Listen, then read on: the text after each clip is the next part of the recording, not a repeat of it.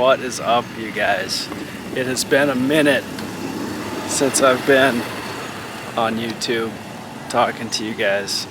I pulled up to an open house, had the camera in my hand, I swear to you, and was pretty much followed in by some people that wanted to check it out.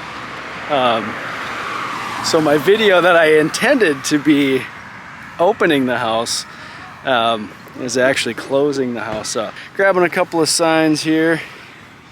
You know how it goes. I've got actually another agent who's showing the house, so it's a little bit awkward standing out here videotaping myself later than I anticipated with a small crowd. But anyway, it's been a little too long since I've been on YouTube and providing some content and everything, so I'm back at it.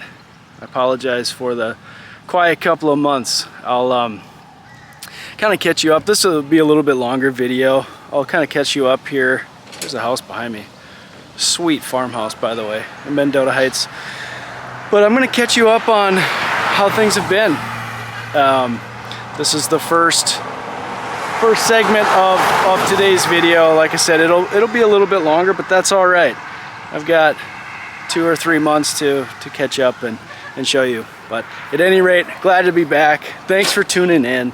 Hey guys, welcome back. As I said, I don't know if you could hear me very well. I rarely go back and check takes to see how things are sounding, but hopefully the traffic noise wasn't too crazy in the start of this video. But yeah, took a little break this summer from making YouTube videos, just spending more time hanging out with my family, trying to be outside. We've been working like crazy. I checked at the end of June, so 2 quarters into the year. Big Rivers, I think if I remember right, we've had 24, 25 closings. It's about $8.5 million in real estate that we've been able to help folks buy and sell. We're real proud of that, and lots of happy customers this year. And again, we've been working our tails off, and it's always the challenge when you're self-employed, is you want to continue to push out content, which is this stuff, which is really fun to do, but it's really time consuming. And always when push comes to shove, if it's self-promotion versus working hard for a client, it's always going to be working hard for a client. Spending a lot of time with family this summer. We've had lots of time outside on bikes, time at the pool, a couple parades, a fair, a lot of fun. So it's really been a nice summer. 4th of July was great. Hope everybody's family's doing well and you're enjoying your summer as well. But I did want to get back to making videos again. Client needs will always take the forefront to this, but anytime I can make these videos, I will. We've been working really hard at the office. John and I we want to basically get a room set up where we can just pop in and we can do these quick videos, kind of market updates, some hot takes on things that are happening in the market. And we're almost done with that. So as soon as that's done, we'll have really the system built to be able to do these videos quickly and easily. It's not as exciting. We won't have a different background or a whole lot of action. It'll be kind of these sit and talks, but nevertheless, the frequency of the content will pick up. But I did want to just share a few updates because it has been a while since I've been in front of the camera. Pulled the most recent statistics for the greater Twin Cities metro. I'll just give you a couple of updates. One thing that was I was surprised to see is that we had, and this is year over year, we had nearly 7% more closings this past June. We don't have July stats quite yet. But anyway, almost 7% increase in closings year to year for June. And then if we look over year to date, we're up 2% from last year at this same point in the year. A great trend, right? That's been the challenge we've faced for the last, certainly 2 years, if not, you could argue probably 4 years, is having inventory. We're definitely behind still. However, we're slowly creeping back to a little bit more balanced market where the buyer need is being met by supply. And what that actually rolls into, in my opinion, what is the kind of the coolest stat, maybe not coolest, depends on who you are, maybe the most crucial stat that we're seeing this year, and the crucial trend, is that days on market is going up.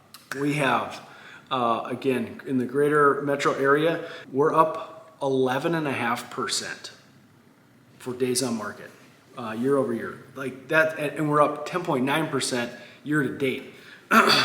Meaning, if you list your house, it's going to sit on the market 10% longer than it did a year ago.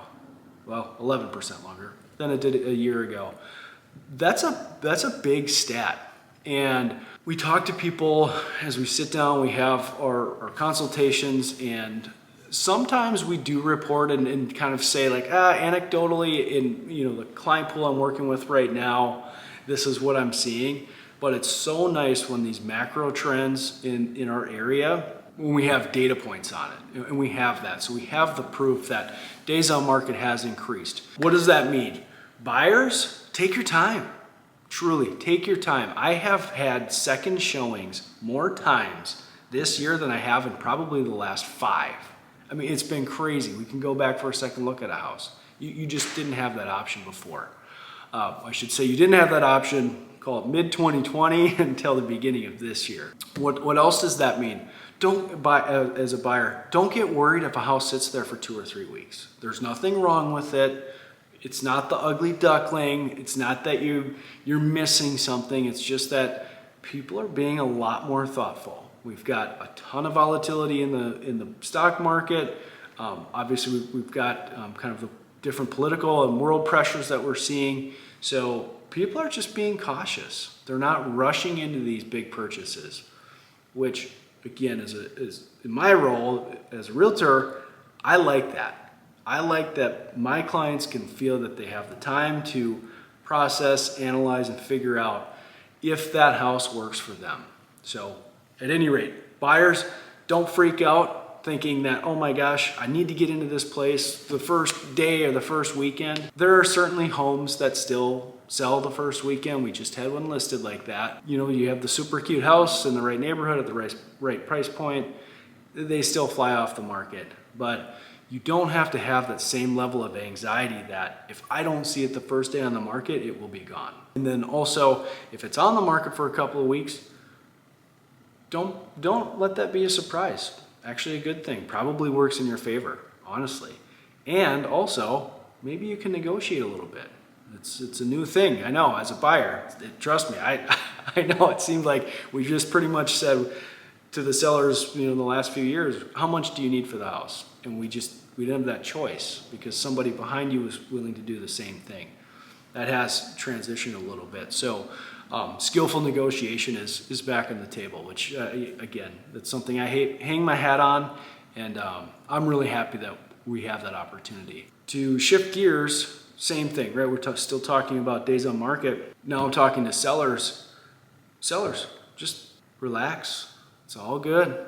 Everything's fine. Just be patient. The silver lining is that you likely won't have 40 families walk through your house. The challenge though also can be is that after that first weekend or those first 2 weeks, you think, oh gosh, it's never going to sell.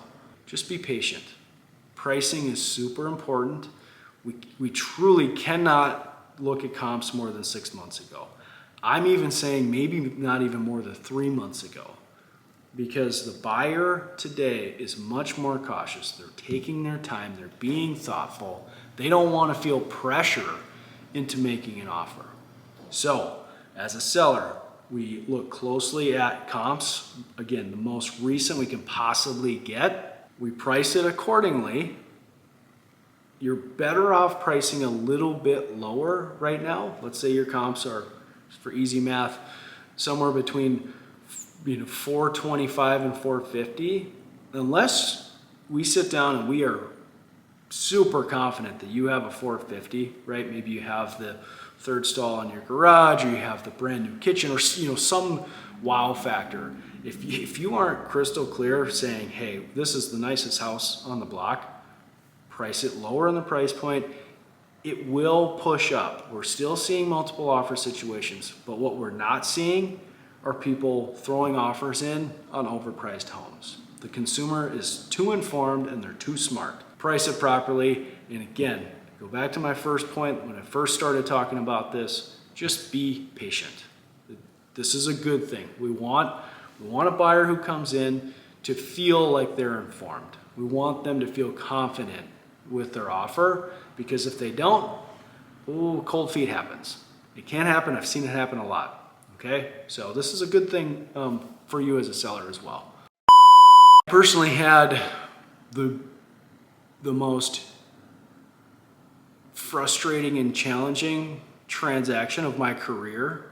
We did get it to closing in May. That's a story for a different time, I think. So that was kind of an interesting thing. Again, well, I tried recording videos about that a couple times and just couldn't get the words out. I'm still kind of, I'll say maybe recovering emotionally a little bit from that one. I've been exceptionally cautious with offers that come in and really pushing back saying, are you sure about that? Are you sure about that? But I will share that story at some point. Even though we've had a lot going on this year, I don't need to sit and kind of rehash things that happened 2 months ago. That's pretty much what I have for you this week. Not a ton. Again, thank you guys for supporting the business and the channel. I'm happy to be back in front of the camera. Again, it's a challenging thing to do. It's very time consuming, but when I do push these videos out, I like doing it. And I get comments and everything, and people say that they've enjoyed seeing it or reading the newsletter or whatever it is. We got through that spring rush and we can get back to doing some of these extra things on top of the normal day-to-day. Thanks for tuning in. See you next week.